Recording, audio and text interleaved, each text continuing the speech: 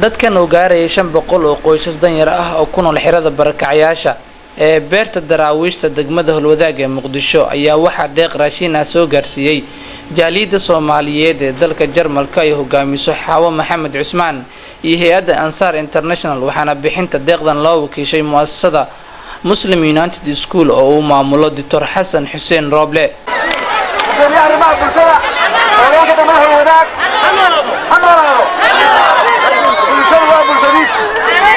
dadka deeqdan la gaarsiiyay oo ahaa qoysas danyar ah ayaa waxyaabaha la gaarsiiyay waxa kamid ah xoolo nool iyo galey oo iyadu ujeedkana uu ahaa in dadka deeqdan baxsaday ay sakaatul fitri ahaan u gaarsiiyaan dadka walaalahooda ah ee ku dhibaataysan magaalada Muqdisho ee caasimadda Soomaaliya qaar kamid ah qoysaska deeqdan la gaarsiiyay oo la hadlay telefishinka Royal ayaa ka mahadceliyay deeqdan ay soo gaarsiiyeen dadka walaalahooda ah waxayna sheegeen in waqtigan ay ku faraxsan yihiin isla markaana ay wax badan u tari doonto waxyaabaha la soo gaarsiiyay magacaygu waxa la yiraahdaa Go'aad Mataan ahsan bisakala maanta deeqdan la soo gaarsiiyay wuxuu ahaa galey iyo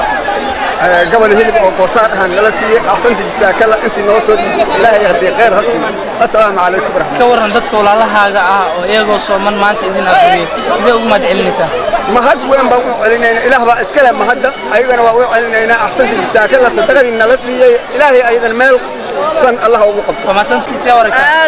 aadan u qaadanay mahadsanaa si deganaansho aan waliba ku qaadanay intii soo dhiibatay oo baxsatay iyo inta u soo dhiibtay janna firdaws aan ugu duceynaa ka warnaata maxay waxaan ku taraynaa waa ii tarayaan maxay ii tari weyn cadkaan hilibana caawa waxa dhina ku karsanaa galeyda waa shiida canjeeraan ka dhigaa ama ambuulaan ka dhigaa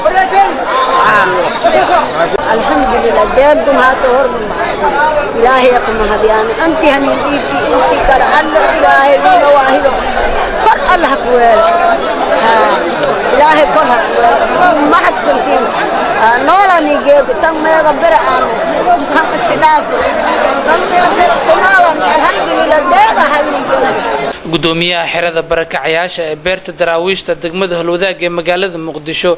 ayaa isagu ka warbixiyay sida dadkan deeqda la gaarsiiyay ay ugu baahnaayeen waxaana uu sheegay in muddooyinkii ugu dambeeyay aysan jirin cid wax soo gaarsiisay dadka danta yar ee ku nool xirada barakacayaasha isgooska siidka ee magaalada Muqdisho anigoo ku hadlayo magaca gudoomiyaha barakacayaasha waxaan leeyahay waxa deeqna soo gaarsiiyay hilib iyo soo jirta galey oo fitral Ansar International ayaan soo gaarsiisay Ansar International waxaan leenahay walaalaheena qofti xabadna nacsi daqaystaan uma hadcelinaa iska daa intaas deeqoona hortaale qofti xabadna nacsi daqaysata kaamka sayidka ku daqaysata amba barakacaasha wada ku daqaysata waxaan leenahay aad iyo aad u mahadsantihiin ajir badan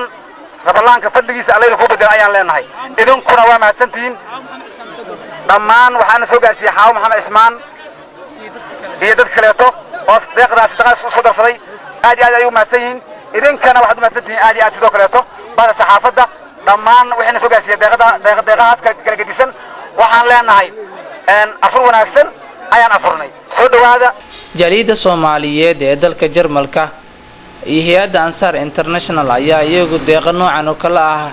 inta badan soo gaarsiiyay dadka danta yar ee ku nool magaalada Muqdisho waxaana maalmo ka hor ay raashin soo gaarsiiyeen dad dan yar ah oo ku nool degmada Hodan ee magaalada Muqdisho Aweys Maxamuud Julcow Royal TV